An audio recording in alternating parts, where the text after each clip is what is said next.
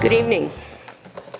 I'd like to call the Wednesday, October 18th, 2017 meeting of the Carson City Airport Authority to order. We are at the Carson City Community Center. Would you please call the roll? Chairperson Law? Here. Vice Chair Val? Here. Member Harvey? Here. Member Barrett? Here. A quorum is present. Thank you. If you would join me for the Pledge of Allegiance, please. I pledge allegiance to the flag of the United States of America and to the republic for which it stands, one nation, under God, indivisible, with liberty and justice for all. Thank you. Approval of the minutes of the past meeting of the Airport Authority. Do I have any changes or corrections to the meeting minutes from September 20th? Do I have a motion for approval of those minutes?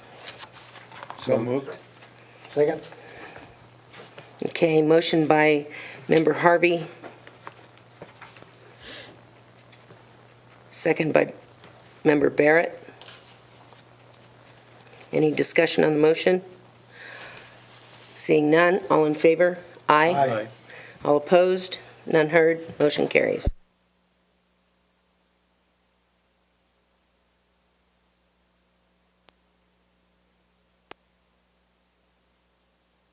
Modification of the agenda. The chairman reserves the right to modify the agenda in order to most effectively process the agenda items. Items may be taken out of order. Items may be combined for consideration by the authority. Items may be pulled or removed from the agenda at any time. Item E, public comment. Members of the public who wish to address the Airport Authority may speak on agendized and non-agendized matters related to the airport. Comments are limited to 3 minutes per person or topic. If your item requires extended discussion, please request the chairman to calendar the matter for a future Airport Authority meeting. Do we have any public comment at this time? Hearing none, we will move on to the public hearing, item F.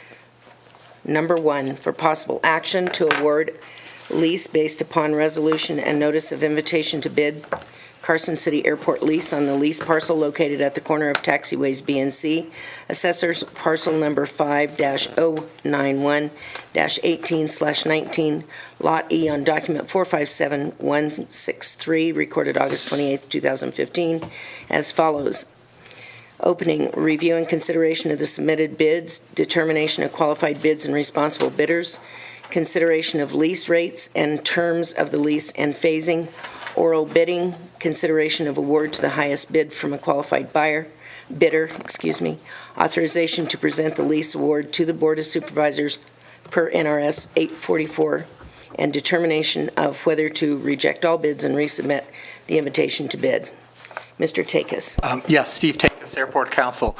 This item follows up from the resolution that was adopted at the last Airport Authority meeting to put an area out to lease that's at the corner of the taxiways Bravo and Charlie. You adopted resolution, set a deadline for submission of sealed bids. We received one sealed bid on the parcel. The next step is to determine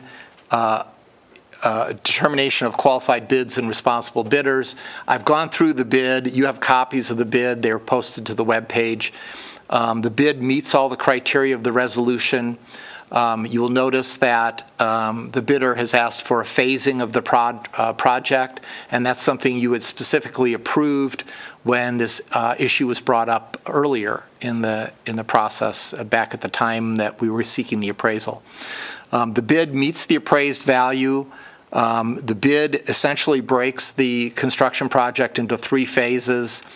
And the bidder, which is Mr. Giangreco, who has bid under the entity Sierra Skyway, Inc., pays 24 cents a square foot, which was the appraised price on Phase 1, and then also pays 24 cents on Phase 2 and Phase 3 after 1 year when construction begins on those phases. In the meantime, he is giving us an additional 10 cents per square foot as an option holding price for those 2 additional parcels. In addition, The lease provides, as the resolution stated, that if he does not continue to build out the rest of the project and returns an unbuilt portion of the leasehold to us, he's responsible for the costs of the survey, record of survey map recording that has to be done to satisfy the assessor's office that it's been separately parceled. As it stands right now, it's one parcel. And the correct parcel number, I put both parcel numbers in the title of this item, 18 and 19, because I was somewhat unsure as to which parcel it was. It's gotten different references over the time, over the last couple of years. And I went down today and just confirmed with the assessor's office the correct number is 19. So 19 is the number that we will put in the lease if you award the lease. Beyond that, there are not multiple bidders, so there is no reason, there's no basis to go to oral bidding. Had you received bids from more than one candidate, you could ask the lower bidder if they want to outbid the higher bidder and basically go back and forth in an auction process, which is defined by statute. We don't have that, so that's not applicable. The lease rates in terms of the lease, as I said, they comply, and the phasing complies with the resolution. So the action for you to take is to consider whether you want to award the lease on the basis of the bid terms to Sierra Skyway, Inc., which is Mr. Giangreco's corporation. Or if you're dissatisfied with what you've been presented with, you always have the right to reject all bids and decide whether you want to put it out to bid or not proceed or do any of that stuff. And so the action that I'm recommending that you do, particularly since the bid met the criteria of the resolution, is to approve or award the lease to Sierra Skyway, Inc., on the basis of the bids submitted and at the rates submitted, and authorize the staff to present the lease to the Carson City Board of Supervisors. The Carson City Board of Supervisors must approve all leases under NRS 844, and so, as with all other lease changes we make, after you take action on it, our next step is to take it to the Board of Supervisors for their approval. And I'm here to answer any questions. Do I remember correctly that the lease itself was drafted at a previous meeting? The actual lease format was part of the resolution. It was considered by you when you adopted the resolution, and it was also part of the bid package that was sent out. It is essentially the model lease that we use at the airport that we've developed over the years, with the addition of the 3 additional criteria that the Board of Supervisors requested that we put in when we were doing the lease extension. And those criteria are, in 10-year intervals, we have the option to get an appraisal and readjust the rate to the fair market value. If there's ever a change in use on a lease, if they changed from aircraft storage only to full FBO use, if we were to make that change at some point, then the rate would jump to the full FBO use. And then the third change was, trying to remember what the third one was. Maintenance. The what? Maintenance. The maintenance, yes. Yes, there's a requirement that there be ongoing investment in the property. Now, this will be a fairly simple task for the successful bidder here, because they're going to construct a whole bunch of hangars. So they're going to have that investment in there. And so it's a maintenance test that has to be met every 10 years. But I don't expect that's kind of a no-brainer on a new lease where they're building new hangars. So other than that, it's our model lease, has all the FAA assurances and all the other criteria, the non-discrimination provisions, everything the FAA requires. Any discussion or questions for Mr. Takis? Just to refresh my memory, these lots were already developed, right? They already had all the infrastructure put in? That's correct. Well, not all the infrastructure, but the underground infrastructure, the water, sewer, electrical, all that stuff is in. And those engineering drawings were included also as part of the bid package, so the successful bidder could see exactly what they're getting. And I know from discussions with Mr. Giangreco, he sat down with his engineer to look at that to make sure it was going to work for the project that he plans to construct. And that the fact that that infrastructure, that underground infrastructure was in, is part of what drove the appraisal price to 24 cents a square foot, unlike undeveloped parcels, which our last appraisal was at 13 cents. Member Val. And do we have a target completion date for phase one? Yeah, the lease provides that it's to be completed in 1 year. And actually, the lease terms actually give him a little bit more than that, because we trigger it by getting he has to get, the building permits and the approvals. So he actually gets a little bit more than 1 year. But what he has offered to us is to complete them within a year, and then at the end of the year, if he's moving on to phases 2 and 3, that 10 cents would jump to 24 cents. And if he's not moving ahead, that's when we would split those off. He would do a new record of survey so that we could satisfy the assessor's office. And then we would have that area to lease again in the future sometime. Any other questions of members? Any public comment on this item? Mr. Giangreco, would you like to say anything? I want to start moving forward. Okay, at this time, since I hear no other public comment, I would entertain a motion to award the lease to Sierra Skyway, Inc. on the basis of the bid submitted at the rate of 24 cents a square foot per year, and authorize staff to present the lease to the City Board of Supervisors for their approval. Any discussion on the motion? Do I have that motion? Excuse me. Brian, Vice Chair Val. Do I have a second on the motion? Second. I have a motion from Vice Chair Val, a second from Member Barrett. Any discussion on the motion? All in favor of the motion, aye? Aye. Any opposed? No? None heard? Motion carried. Congratulations. Okay, moving on to the next item. For possible action, discussion to approve purchase of a tow-behind blower for cleaning of runway, taxiways, and aprons. Mr. Zatilla. Thank you. This is continuation from last month. We worked hard trying to find any other comparable equipment to this, and we only could find one other one, which was from Toro.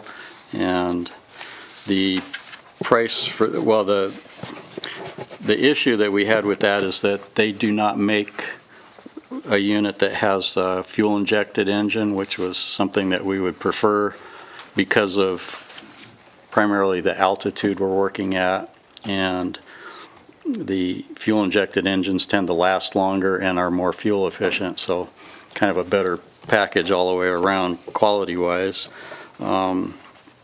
The Toro without that engine is $8,022.50, and that's delivered. And the one that we priced, the what's it called? I lost it now. The Buffalo, that's the word. Buffalo turbine unit is $8,913.91. Also, that's with delivery as well. So a little bit more. And we priced the unit from Buffalo Turbine without the fuel-injected engine is a little bit less than what the Toro one was. So the difference in the price of the engine is around $1,000. And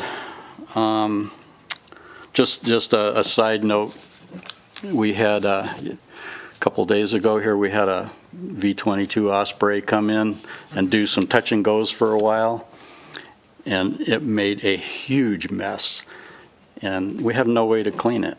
It's just the option that Gary Province has is a push broom. Also, reasons for purchasing this instead of sweepers or any of the other things. In talking to Gary further, I found out from him that we do not allow the street sweepers on the runway. They are only used on the taxiways. And so the main reason he doesn't do that is because of the wire brush things. It just causes too much debris on the runway that they Because of leave the behind. shedding? So that's what I found out from him, is the only way he cleans anything off of there is with a push broom. So it's kind of our best option to do this stuff. Any questions? Any questions of Mr. Zatella? Yeah. Vice Chair Val? Yeah, so two things. I was told that previously the city work crews used to come in with the sweeper and do that, and they did it on the runway for about 15 years, and there was never an issue of that, is what I was told. And secondly, how come that's not an issue on the taxiways, leaving the debris around with the shedding versus on the runway? It is an issue, and he has to go behind them doing a FOD check on those taxiways, picking up How often bristles. how often do they come in and do that? Apparently only once or twice a year. It's not very often because it's hard to get the city to provide that service. Okay. So And what's the useful life that we expect out of this almost $9,000 purchase? it seems to me, I think the lifespan rating on the engine, which was the primary thing, was like 5,000 hours. They're pretty long life, and the amount of use we'll do, that's a lot of years for us. So it should last at least 15 years or more. And the other benefit too is that it won't take any more time than too much. It shouldn't take much more time anyhow than what we're already spending just doing our FOD checks, because when he's doing that, he'll be towing the unit behind him and blowing stuff off the runway and taxiways as he goes anyhow. So it's a pretty good way of doing things. Oh, and I think I included also, there was, we talked to, oh God, I don't know if I brought it in here with me, but we got a pretty good referral on the thing too from, say it? Marissa, was it? Yes. And they've had one for a few years and they're very happy with it, so. Any other questions of Mr. Zatilla? Do we have any public comment on this item? Do I have a motion to move forward with this item? Madam Chair. I'd move forward to approve the purchase of the blower as presented, and I want to thank you, Dirk, for doing the extra work. I think it's very helpful for us to have someone from the airport who's used it, seen it. I think all that information was much helpful for me in reviewing that. So, but I move to move forward with the purchase. Second. I have a motion from Treasurer Harvey, a second from Member Barrett. Any discussion on the motion? All in favor of the motion? Aye. All opposed? None heard? Motion carries.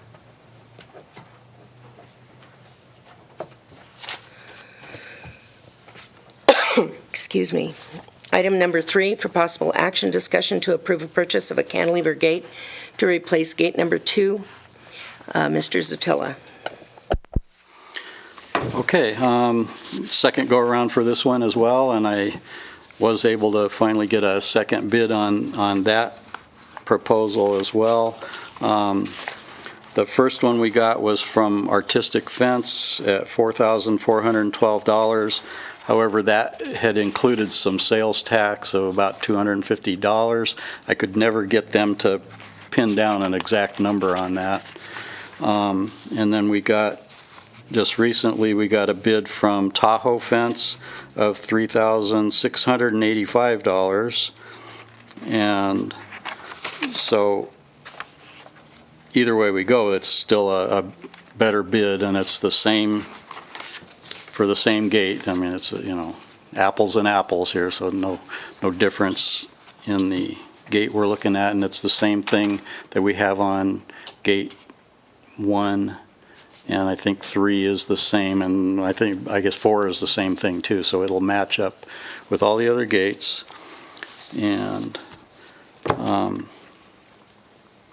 So I understand from the comments here that we're going to retain that gate for use over at the AWAS facility.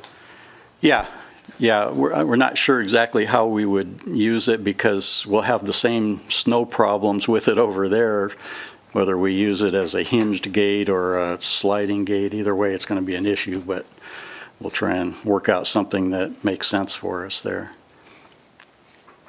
Any questions, Mr. Zatilla, on this item? Vice Chair Val. Hey, the quote that I'm looking at from Tahoe Fence says that the owners to remove the existing gate and opportunities. Yes. Does that mean Gary and you are going to be out there ripping the fence out? Yeah, it's just the gate. It's not. Well, does the other one include or not include that, the artistic one? Because when you factor that in or out, they might be the same price. Well, Because I don't see anything on Artistic's quote saying that we're responsible for ripping out the old one. yeah, and I cannot answer that. Okay. So, but I think probably, I don't think it would make too much of a difference. The other thing going for Tahoe Fence is, if I'm not mistaken, they did the other gates, or at least some of those other gates were made by them. So we're using somebody who's already done this for us. Is the reason that they're not removing the gate that we're going to retain it? Partly, and partly because if it saves us a buck, it's not a big deal for us to do it. So. Any other comments on this item or questions of Mr. Zatilla? Any public comment on this item? At this point, I would entertain a motion to approve the purchase of the replacement gate as presented. Do I have a motion?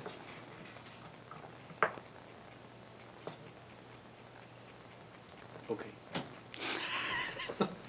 Vice Chair Val has moved to replace the gate. Do I have a second? Second. Treasurer Harvey has seconded the motion. Any discussion on the motion? All in favor of the motion say aye. Aye. Any opposed? None heard. Motion carried.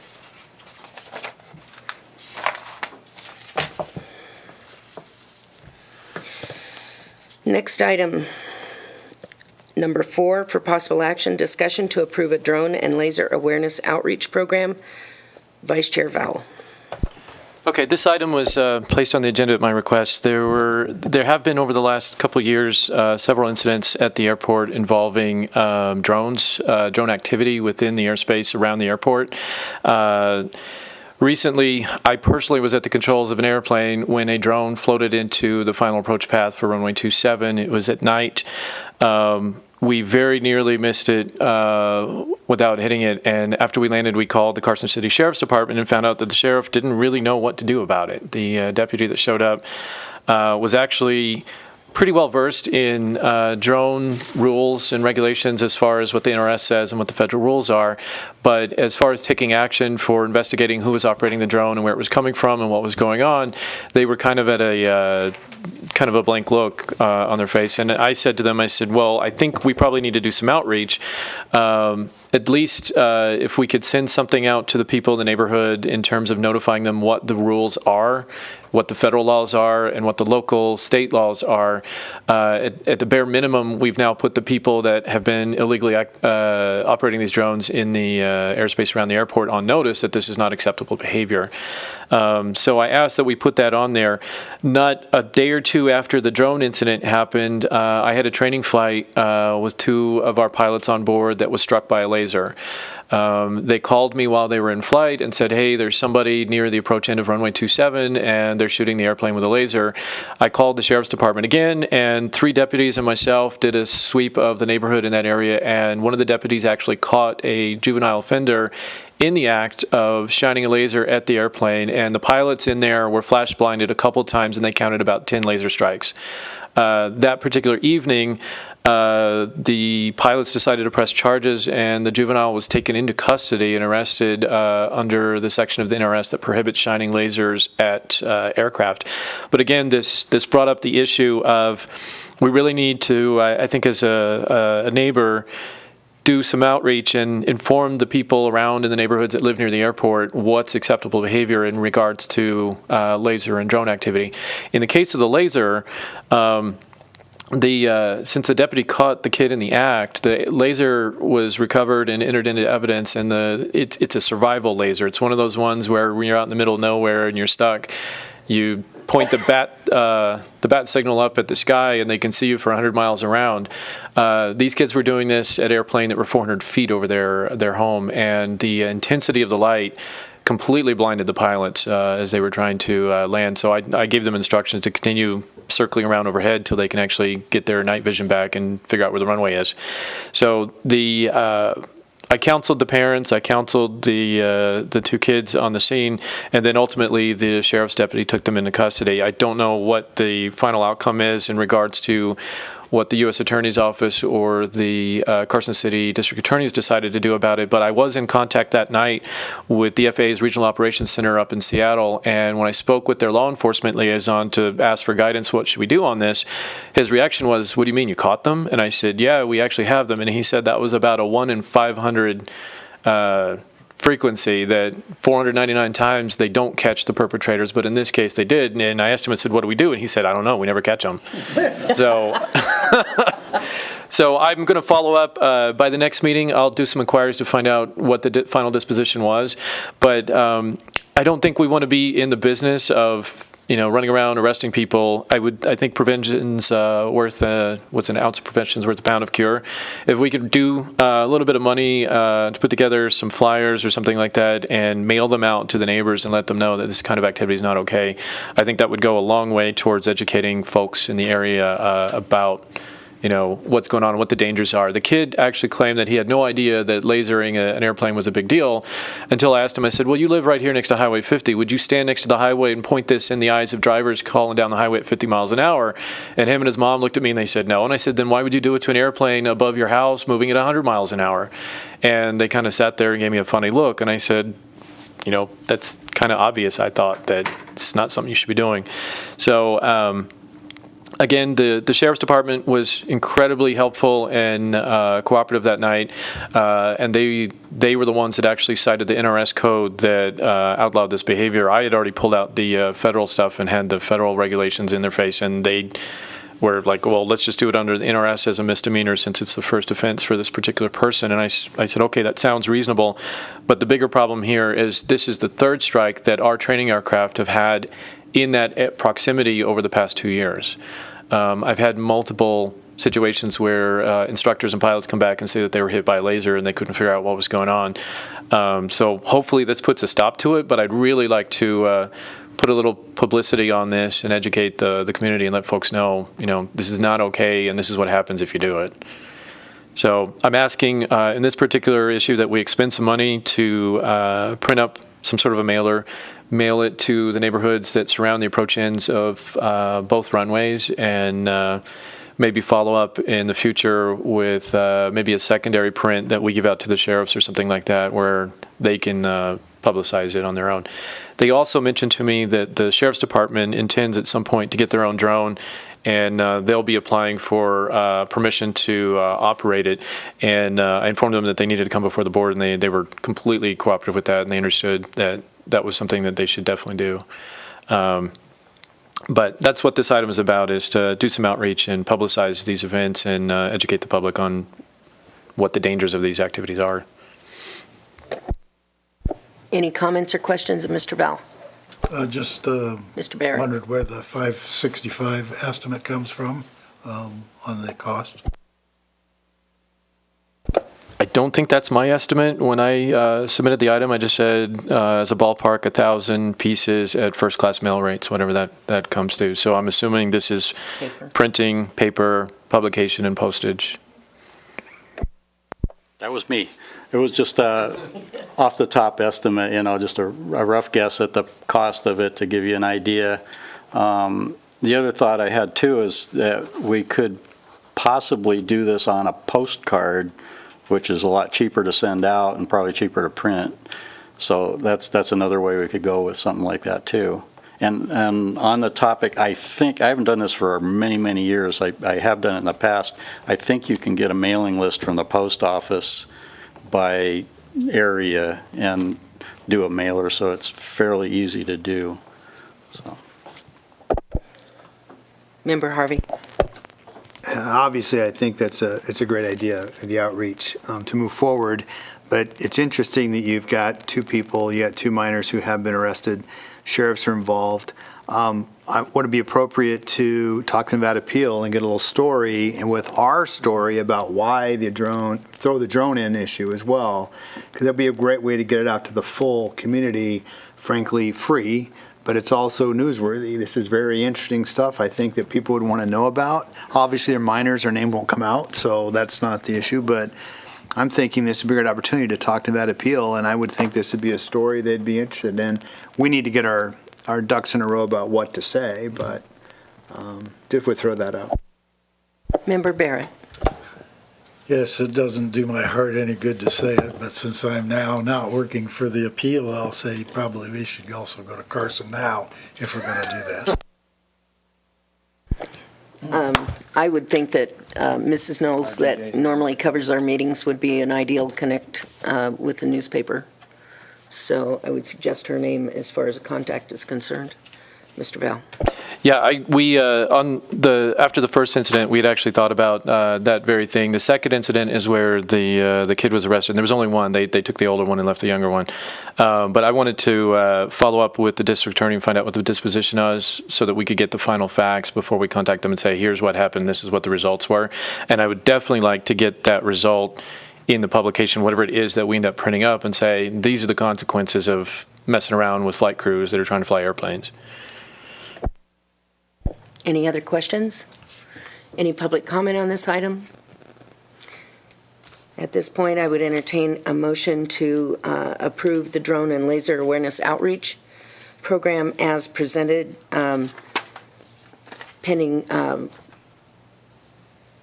a little more investigation into the cost estimates and so forth. But I think that that's a reasonable place to start, and I would accept a motion on that. Can I move that? Yep. Let me do it for you. You do it, I'll second. I'll move to approve the discussion item we just had about moving forward. And just because this is all an estimate, and I'd like it to move forward, I'd like to say let's move up to $1,000 to do this promotion, to make sure it's done and done correctly. That's all. That's my motion. No higher than 1,000. Not to So if exceed. it costs Not less. to exceed. Yeah. Thank you. Do I have a second? Second. I have a motion from Treasurer Harvey, a second from Vice Chairman Val. Any discussion on the motion? And no public comment heard. All in favor of the motion? Aye. Aye. Any opposed? None heard. Motion carried. And I will charge Vice Chairman Val with moving forward in cooperation with the manager in getting the information accumulated and get it posted that way. Okay, thank you. Next item, number 5, for possible action and discussion to approve the installation of a green Learn to Fly Here sign near the entrance to the airport. Member Val.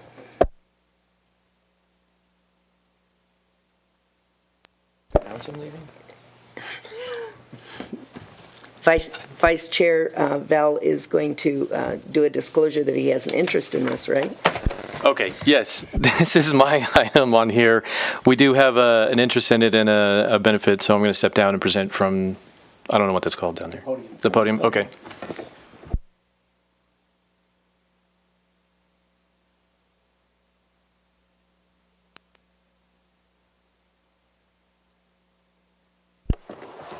Do I have to sign in? State your name and spell it for the record, please. Brian Vowell, Brianvowell. So this item, we're basically asking for permission from the authority to put one of the generic green and white street signs that says "Learn to Fly Here" near the entrance of the airport. My organization, Carson Aviation Ventures, would benefit from this signage, but there are other flight training operations, the skydiving Tahoe and the Sport Aviation Center, they would also benefit from it. So placing this sign, we want to put it somewhere near the entrance and just make it generic, and it wouldn't have any indications on it that specifically would call out our organization. It just says that this is a place where you can learn to fly. We do have a smaller version of the sign that we've already placed on the door of our building, so anybody coming into the parking lot area would initially see the big one from out on the street and then the smaller one near the building. And I'm assuming Sport Aviation would be free to put their own signage over near Sterling if that's what they wanted to do. But it's not specific to us. It's just calling out that this is a place where you can learn to fly. As far as the costs are concerned, we've already procured one of the signs. It's a standard street sign size. And if approved, we would like to put it probably somewhere within 30, 40 feet of the entrance there where Silver Lane is. And we'll pay for the pole and the concrete staking and all that stuff to mount it properly. As far as permits are concerned, I'm happy to go talk to the building and planning people if that's required. I'm not sure if it's on airport property if we need to do that, though. Okay, I can inquire and figure that out, but we basically would incur all the costs for putting the sign in. Any questions of Member Val? Mr. Barrett? Not a question, a suggestion that if it looks like a street sign, you might want to check with the city on whether whether that's a problem or not. I don't imagine it is, but because it looks like a street sign, that's probably a good idea. Okay, we'll definitely talk to them then, because I'm not aware of what the planning codes are in regards to signage out on the street and what's big enough and what's too big before new rules kick in. So we'll definitely talk to them. Other questions? Member Harvey? I don't have a problem with the concept as it moves forward. I guess what I'd be more comfortable with, though, is that we would agree that you would go forward with getting this proposal, so you get the specs, whether or not you need any requirements, and then show us where it would be, if we get kind of a rendering of what exactly it might look like, because I'd love to see the sign. I'm sure you have it, and where it would be. But I'm saying if maybe you come back with that, then I'd be happy to approve it, but I'm not comfortable approving it without knowing some of that information. Does that make sense? Okay, so I'd be happy to do the inquiries with the planning people, find out what the rules are on that, and then bring in some pictures and some possible citing for it. I'm happy to table it till next meeting. But you won't be at the next meeting. I didn't tell him that. You did now.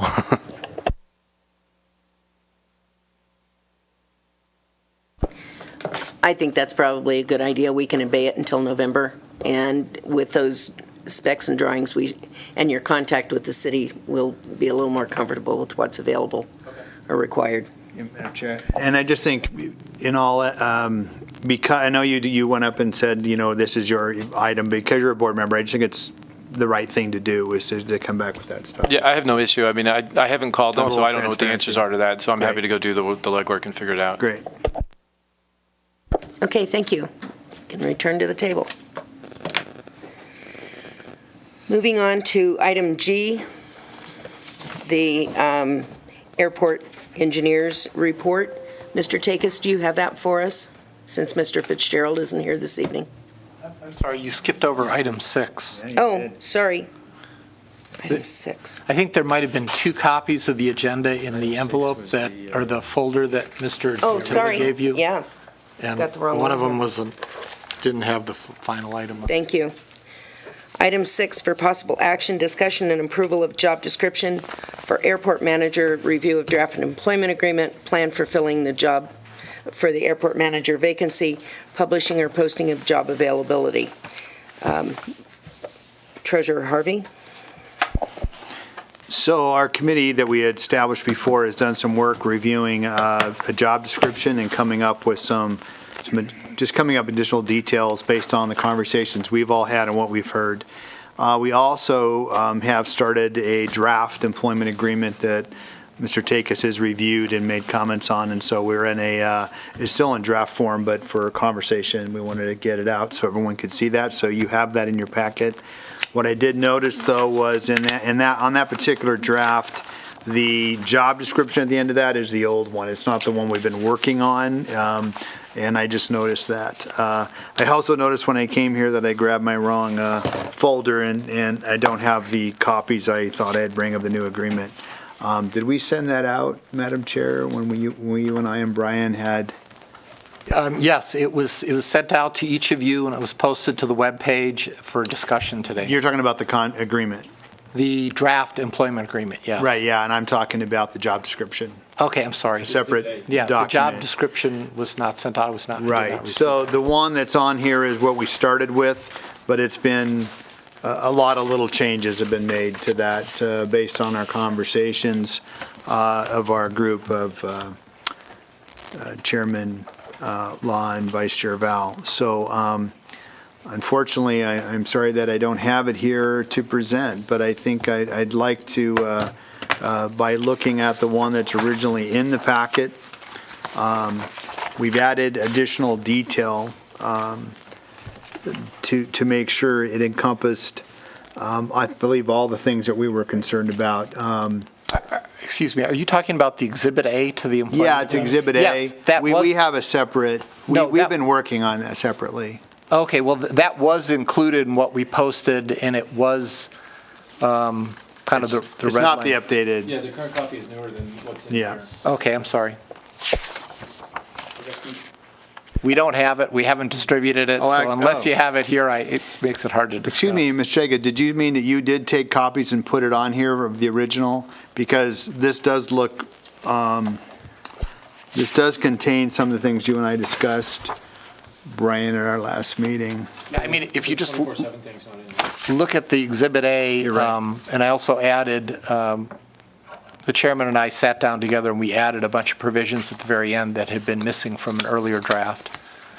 And so I don't know if this is close enough to what you wanted to discuss, that it's worthwhile discussing, or if this needs to come back. Actually, I do think this is pretty close. It's only missing a couple items that Vice Chair Val and I discussed at our last meeting. You mentioned the 24/7 Access for access, emergency. right, for emergency. Yeah, it's not- But this actually has most of the provisions that we discussed.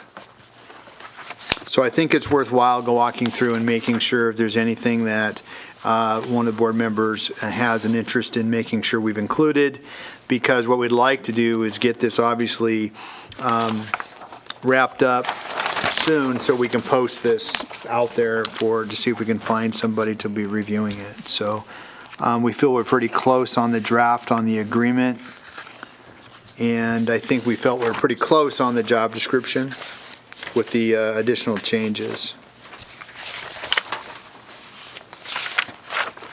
The one thing I would comment about this is there hasn't been an exact decision yet as to whether this person is going to be handled by contract or as an employee.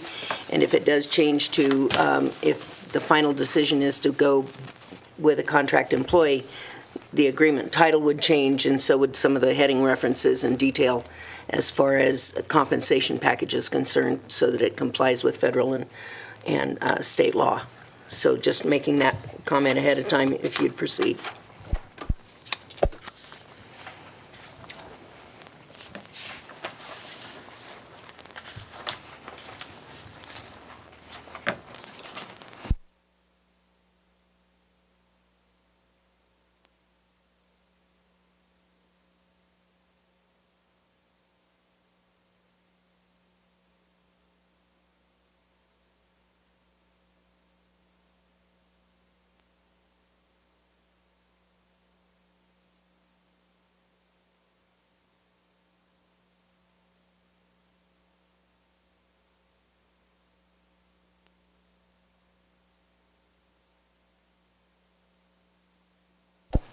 And as I said, depending on what the final agreement is, as far as full-time, part-time, or some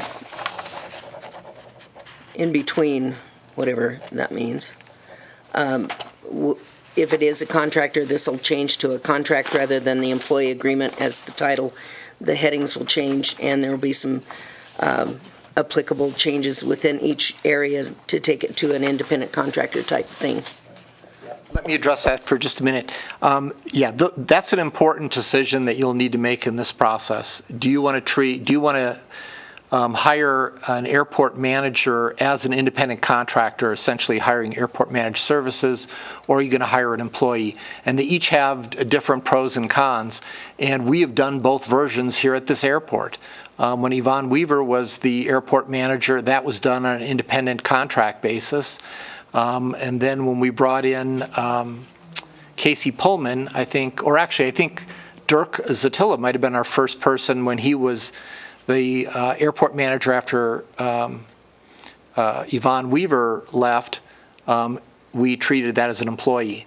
And so there's pros and cons to both, but maybe the biggest dramatic difference is when you've got an employee that triggers the PERS and a lot of other requirements. Independent contractor, you can basically leave it to them to figure out their taxes and take care of their retirement. You can still offer them a retirement, retirement and health insurance, those kinds of stipends in their compensation, but then you let them deal with it.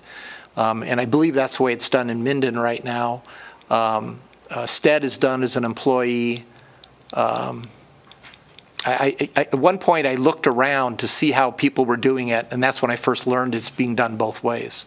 So I know it can be done both ways. The one thing we would probably need to look at, though, and Member Vowell actually mentioned this to me, which is we need to make sure, well, actually, I don't remember if you mentioned, someone mentioned to me, we have to make sure that if we have an employee and an independent contractor, that doesn't somehow screw us up. Because, as you know, we currently have a maintenance person who is an employee. And so we just need to make sure that if we go independent contractor for the airport manager, we don't create some kind of problem in doing that. And I have not done the research on that. That's a new issue for me. But that's an important distinction that you'll need to make. And in addition to the more immediate one that you're working on now, which is what are the duties? Do you have a pretty clear list of what they're going to do?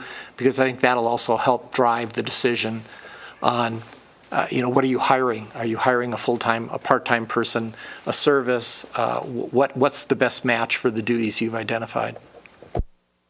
I might add here that I have an appointment with Bobby Thompson down at Douglas County tomorrow to discuss with her how they handle theirs, what the costs are, and that sort of thing. I do know that back in, 2010, we received a copy of their proposal to Douglas County, and it was exorbitantly more money than we could ever afford at this airport. But I do want to go and get as much information as I can from her as part of this process. And I'm also going to make an appointment to go up to Truckee and talk to them about how they handle theirs.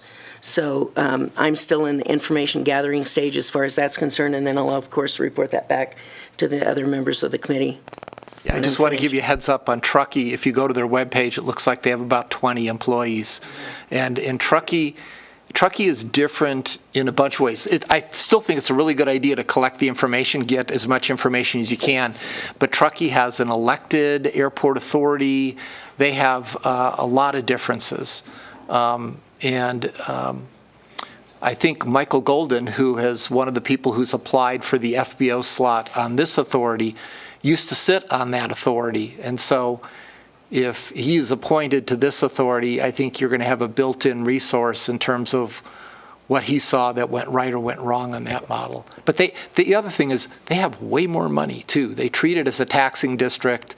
And so there's a bunch to be learned, but there's a whole bunch of differences, too. I just warn you.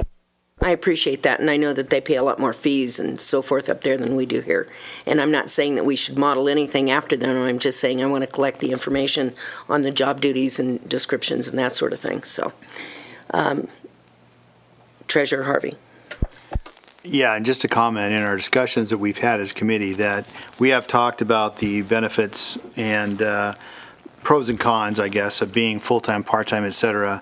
So we took the tact of looking initially at the general duties as someone as a full-time person. So when you see that, this is the expectation that we'd have of the perfect candidate, I guess you'd say. However, we also agreed that when we put this out, we're not going to put it out with anything like we're looking for the full-time, part-time. The goal is what we receive, we're going to be open to the fact of how we might model this. we find the perfect candidate, it might be a full-time employee. If we find a middle ground, we're going to look for that. Bobby, they came forward and told us they would be happy to also put their hat in and tell us what they would do for us on a contract basis. We're going to be open to these different things, so that's want to make it clear. We're not made a decision to go one path or the other. We did decide what we want from someone who's going to manage the airport. That's what you're going to see as the general duties. Could those get divided up in some path, some way, from two part-time people? It's possible.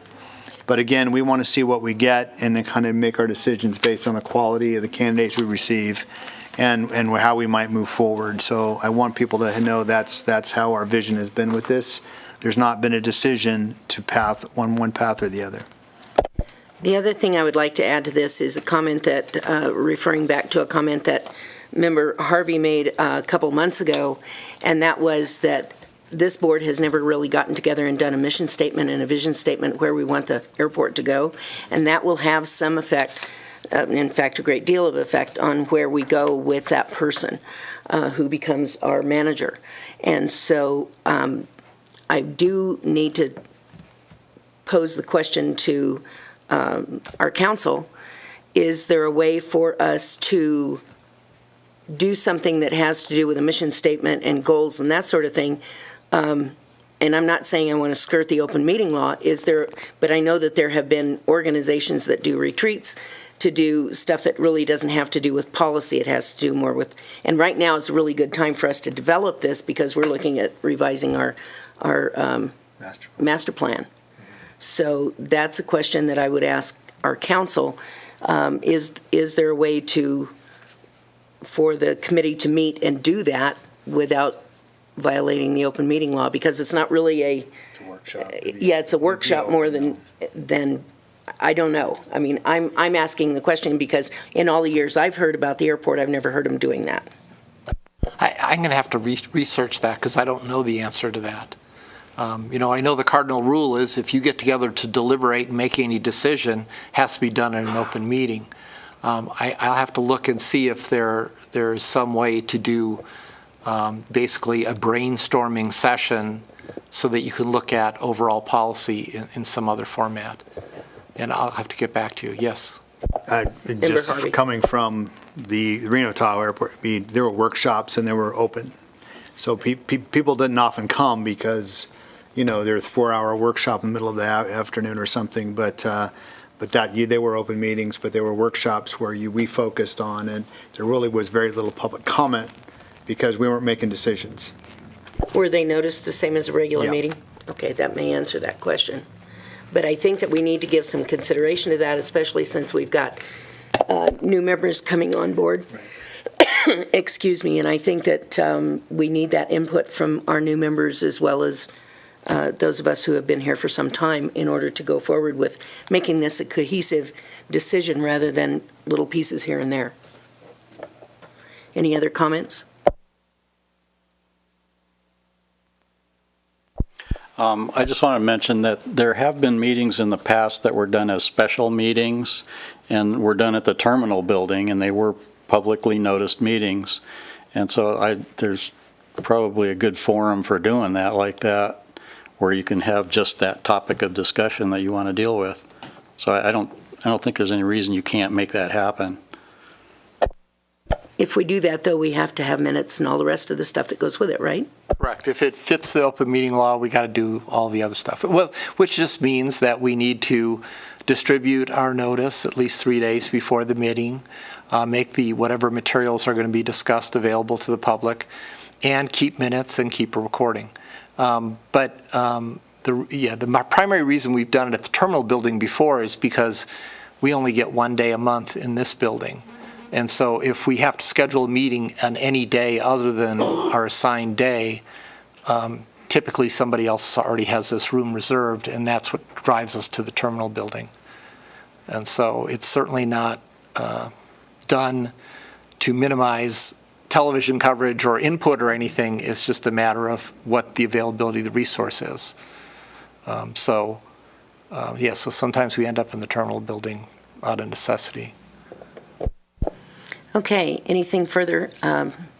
Treasurer Harvey on this item? I will email out, just for information, the current job description. Again, it's got a few additions that were discussed at our last meeting. But overall, this is the basic one. I see that you've added a couple for Title 19, and that's great. So. Okay, so I don't see that there's any actual action to be taken on this, other than moving forward and reporting back to the next meeting in November and dialing in on those documents. I will send this out because I do want people to make comments. I will not be here in November, but I feel like this has to be approved to move forward. We have to get that out there. We got to get people in. Mr. Zatella can't sit there forever. He's been great to be this interim position for us. But I do think we have some reasons to keep this moving forward. And so I will hope to try to put this together. If you have any comments, you might want to just give them to me so I can put them in there, document to get out to you all. I won't be making decisions, but if anything, I'll send it out to you. Any comments, email, and I will get it back out to the group. But hopefully we'll have this prepped, and I will work to have it prepared for November meeting. Okay.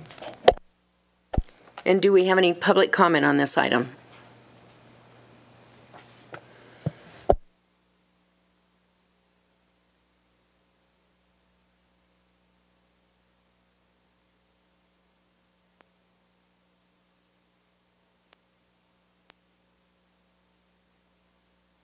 Mr. Takis. I told Mr. Fitzgerald, who had to be out of town at a different airport tonight, that I would cover for him and relay his report.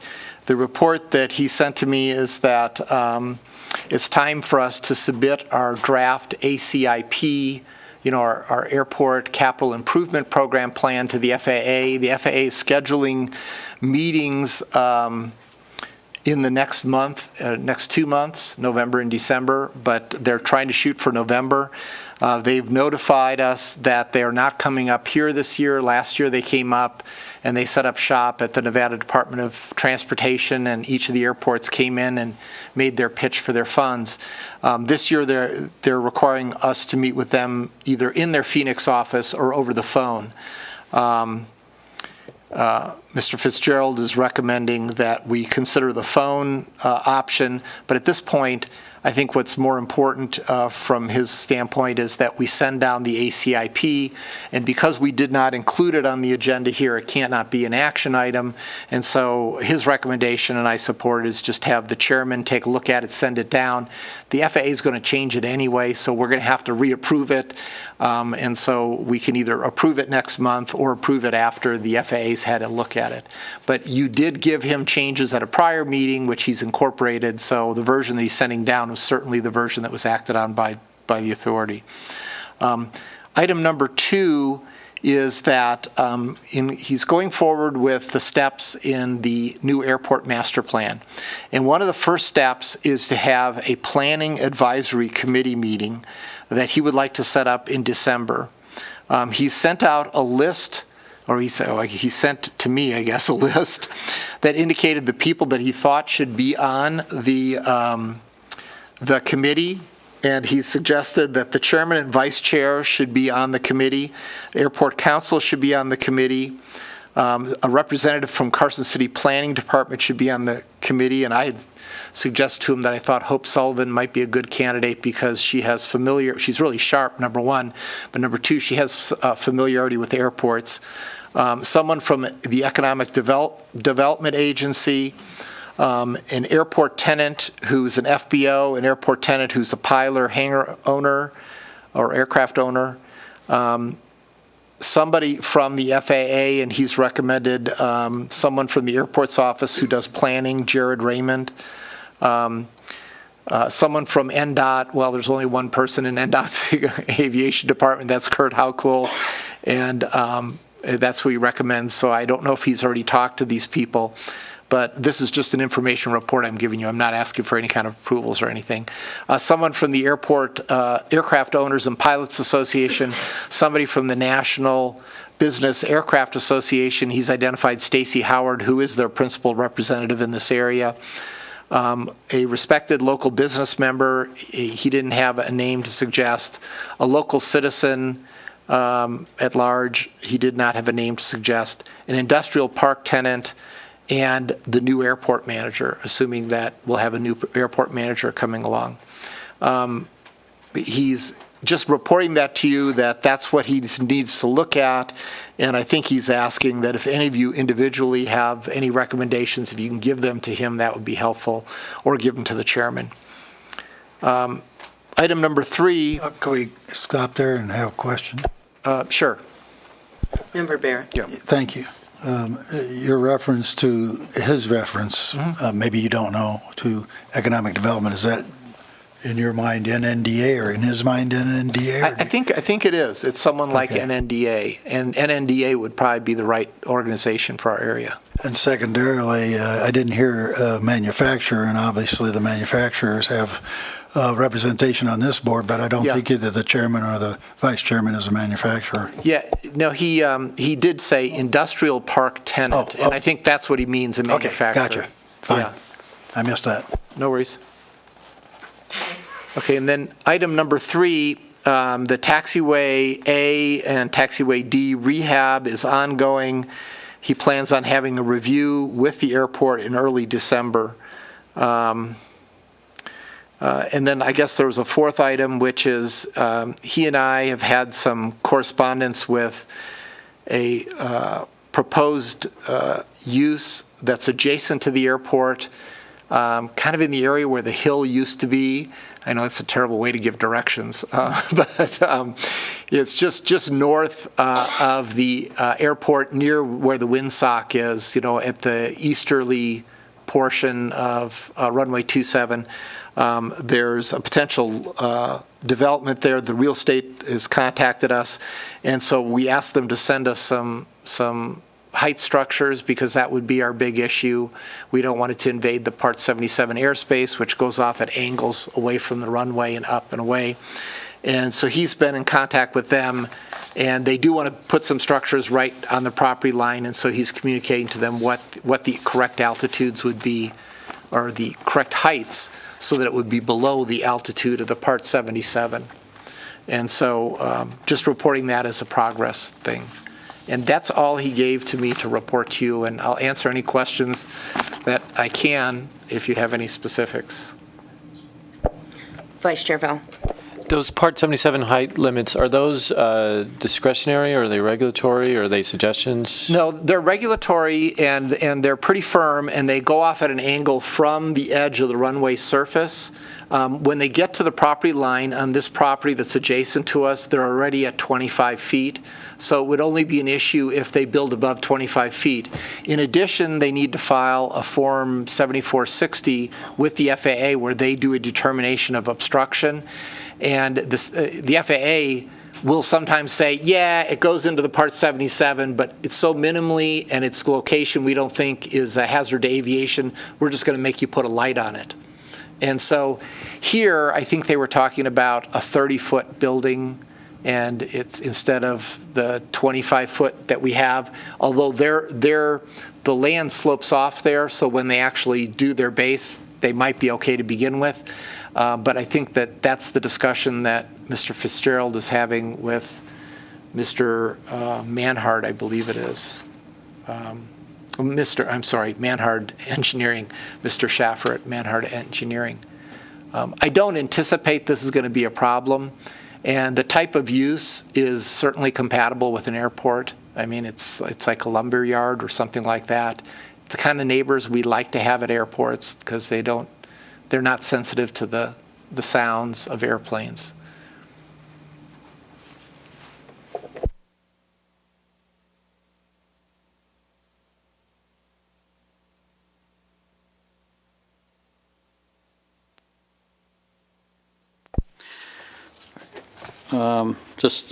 I had a note on here that gate number 2 got stuck open over the weekend on September 30th, but that should get resolved pretty quickly now.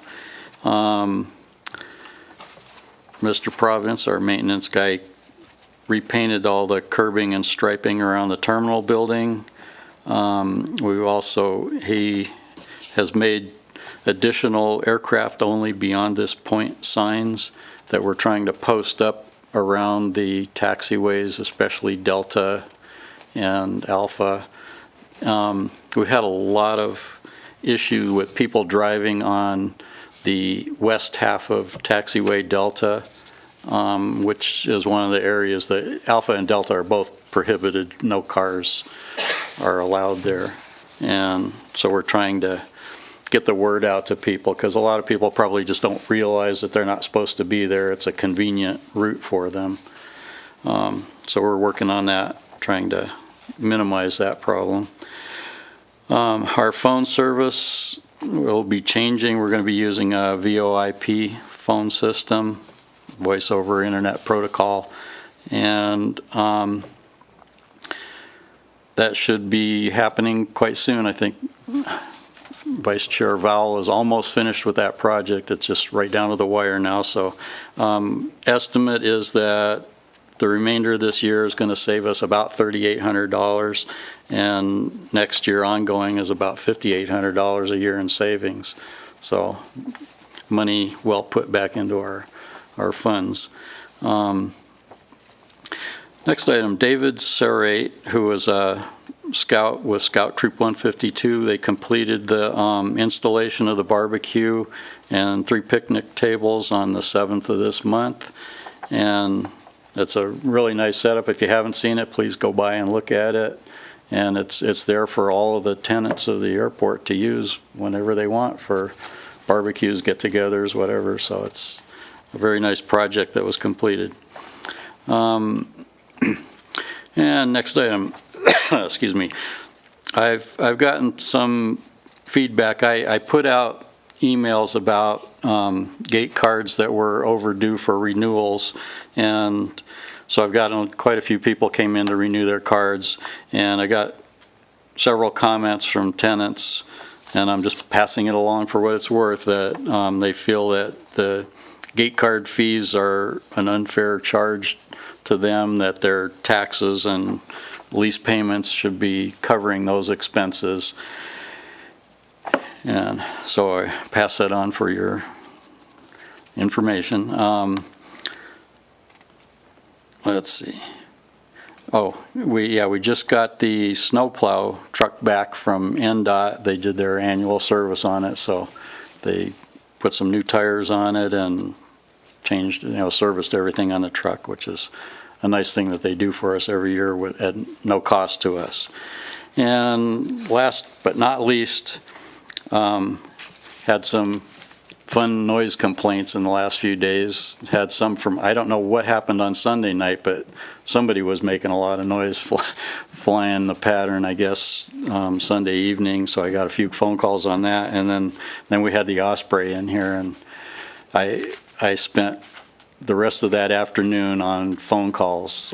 I mean, it was just one after another. I had about a dozen phone calls from neighbors in the Apollo Drive area, obviously, because that's where they were taking off. They were landing on runway 9, taxiing almost to the end, right down by the NDOT hangar, and taking off right there, and huge clouds of dust, and it was, rattling houses and everything. The reason I brought this up was that I wanted to mention back 8 years ago when I was here before, the EAA chapter did a voluntary thing where they set up a table down near the end of the runway and had people sit out there and observe planes coming in to see people who were cutting the pattern short, coming in really low. And, generally the people that we get the complaints about. And so they were doing that, and then just catching those people as they taxied off and just talking to them and explaining why it's a problem and trying to improve the situation. And as I do believe it made a pretty good impact on that and helped, but it's been quite a while. And it might be a good idea for us to try and do something like that again, to put the word out to our own pilots, because some of us get lazy and cut corners and do things like that, and it'd be nice to try and mitigate that problem for our neighbors. And that's the end of my report. Thank you. Thank you. Any questions? Okay, moving on to the legal counsel's report. Mr. Takis? Yeah, just a couple of things. I just received today the Byard recorded lease, and so I will be contacting him for payment of the $14,306.95 flat fee, which will be a nice thing to deposit in our account. And then his rent will also increase, and I'll coordinate with the airport manager on that. Secondly, we continue to work through the new Carson City ordinance on FAA hangar use. We've pretty much completed population of the database. Out of approximately 200 hangars, we're only missing 6 hangar use forms, and so on my list of things to do is contact the 6 people and find out why. We've already sent them letters saying, hey, you were supposed to send this in, please respond. The letters were pretty effective because we sent out, I think, about 40 letters, and all but 6 woke up, got us the forms, and so we're back on track. The chairman and I have spent some time together going through the data that we've gotten back to determine where we need to get some follow-up data and where the data is sufficient in and of itself to confirm aeronautical use of the hangars. And so we'll be following up on that. The last thing I have is just to mention that the Carson City Board of Supervisors will be considering applications for the vacancies on the Airport Authority at their meeting tomorrow. My understanding is they only have 1 FBO candidate, 1 manufacturer candidate, and I think when I last looked, they had like 3 or 4 that were citizen-at-large candidates. And so if they're successful in appointing 3 new members, we could be back to a full board at the November meeting. And that's all I have. Thank you. Any questions, Mr. Takis? No, but I would add to what your report was. I had a pre-BOS meeting with the city manager, and he told me 2 of the citizen-at-large, I believe, have withdrawn, so there are only 2 candidates left for that particular seat, as I understand it. Of course, we still have 24 hours, so who knows? Yeah, actually, I talked to one of them because he had copied me on his email to the city manager's office, and I called him and asked him why he was withdrawing, and after talking to him for a little while, I got the impression that he was going to reconsider and hang in there. I think he'd be a really good addition to the Airport Authority, but I guess you're the one who will find out, Supervisor Barrett. And so we're counting on you to refill the board. Only 1 vote out of 5, so but we'll do our best. Okay, next item on the agenda is the treasurer's report. Thank you, Madam Chair. I was able to get the balance sheet as of today, and so the good news is we have an increase in our total cash on hand, and our total assets has gone up about 11%, and our total net income, or excuse me, liabilities are down slightly. So we're in a good cash position at this point. We're still working on trying to get things caught up, working with Dirk, and so I'll be getting you a fresh quarterly, first quarter report of our year, July through September, out probably Friday afternoon. I'll get you the latest report. We haven't had any major new expenses in this last few months. We've been watching that carefully, as you know, especially Madam Chairman. So there's nothing really new or different to report, but we'll get you a new fresh quarterly report out Friday. Okay, I would add to that, I spoke with Beth Cohen, our CPA, the other day. She's ready to wrap up and present the single audit at the November meeting, so I will be suggesting that we put that on the agenda, but that goes along with the treasurer's report. And I also want to thank Dirk for working with her.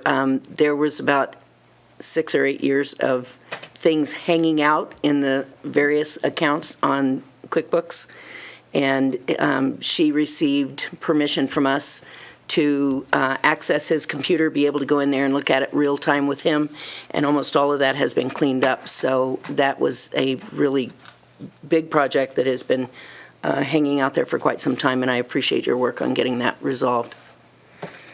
Okay, moving on. Item K, report from authority members. We've pretty much covered the status review of projects. Are there any internal communications or administrative matters that we have not covered that anybody's aware of? Are we aware of any outstanding correspondence that needs response that's come in the last month? I think everything that's come in is pretty current at this point. Any comments from the members of the authority before we move on to the next item? Seeing none. Is there any public comment at this time? Moving on, after that, agenda items for the next regular meeting. As I mentioned earlier, the two things that I have, the single audit, after speaking with Beth Cohn, that should be put on our agenda for November.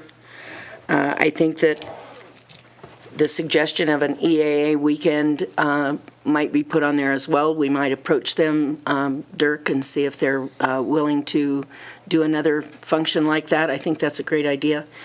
The other thing is I would like to have some discussion in November on transient tie-down fees and possible adjustment to gate card fees, amounts, procedures, time during the year, that sort of thing, so that if we do continue to charge renewal fees, that it go out as a single invoice one time a year, uniform across our people who have those in their possession. Anything else that, other than the review of the personnel issues that we've been discussing tonight, that need to go on the meeting agenda for next month? Mr. I have a couple items here. One is to carry over the sign item that Mr. Vowell had presented, and then approval of the ACIP. And so I added the ones you just made on your list, and so I'll coordinate with the airport manager to make sure we've got them. Okay.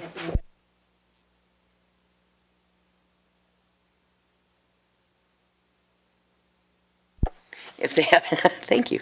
If they have anything else, they can email Mr. Takis, the airport manager, or myself. Thank you for your attendance this evening. If there's nothing else, we will stand adjourned.